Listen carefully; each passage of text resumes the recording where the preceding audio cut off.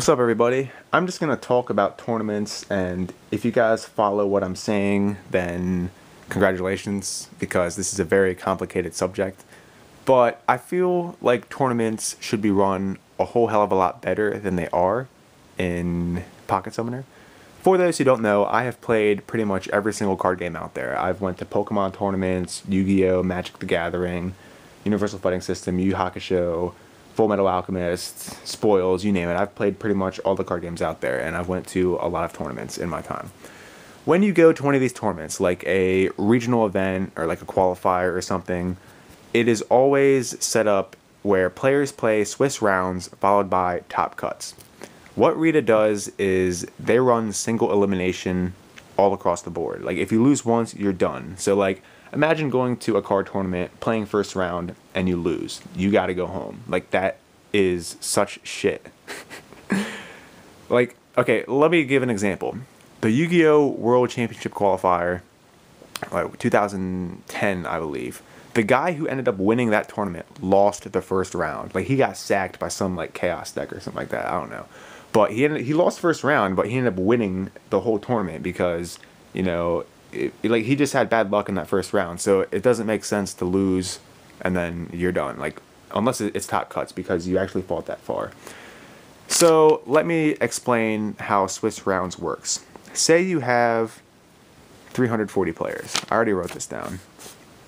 You have 340 players. So you would find out how many rounds of Swiss you would play by taking the total amount of players, in this case 340, and you'd cut it in half until you get to 1, or if it's like 1 point something, then you gotta do it again, because only one person can come out on top on Swiss rounds. That's pretty much how it is. So after the first round, you'd have 170 players who have a 1-0 record. They have 1 win. After the second round, you'd have 85 players that have 2-0. Then these amount of players would have a 3-0 record, 4-0, 5-0, 6-0, 7-0, 8-0, and then you'd have one person who has a undefeated record of 9-0. So the way it works is that I've already written this down. You have one person with 9-0. You have two people who have 8-1, 7-2, stuff like that. You would take the top 16 or 32 players. In Rita's case, they do a top 32. Like, this is one of the only things that they do right. Let's go with one of these. This is a top 32 single elimination. You got 32 people playing, then you got the winners, which are 16 people play, then 8, then 4, then you got 2 for the finals. So you have 340 players. They would play 9 rounds. And the top 16 or 32, whatever the top cuts are, say it's 32 in Pocket Summoner's case, the top 32 players who have, like, the best records would move on to the top cuts, where they would play for the championship. What happens if, say, you have 32 and 33? Say these two people have a 6-3 record.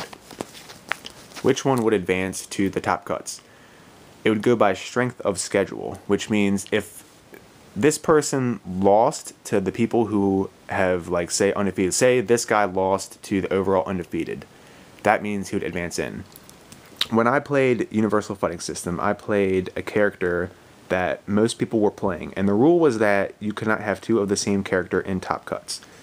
That was to, you know, make all sorts of decks win or whatever. So my record was 6-1, and another guy playing the same character as me was also a 6-1 record, but I lost to the overall undefeated guy. So I got into top 16. I actually got 2nd place overall Swiss finish, and then I got 3rd place in the World Championships. So the person who lost to stronger people, the people with stronger records, would go in. That's called tiebreakers and strength of schedule, stuff like that. Anyways, that's how I feel that tournaments should be run.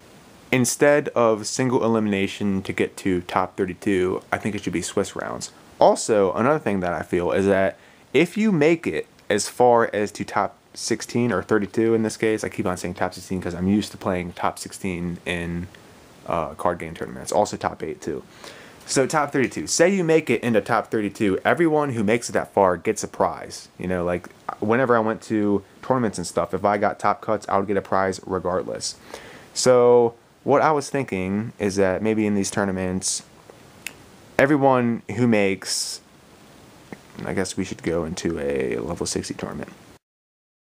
Everybody should get something for making it that far into Top Cuts. That's pretty much how like these card game tournaments are. I've made a little chart here of what, say, this is just an example. This is how prizes are commonly set up. You got first place gets like the grand prize, and you got second, which gets something a little less, and then third and fourth get something, then fifth and eighth, and then you could either have 11 through 16 get something, or wait, this would be 9. What am I thinking of?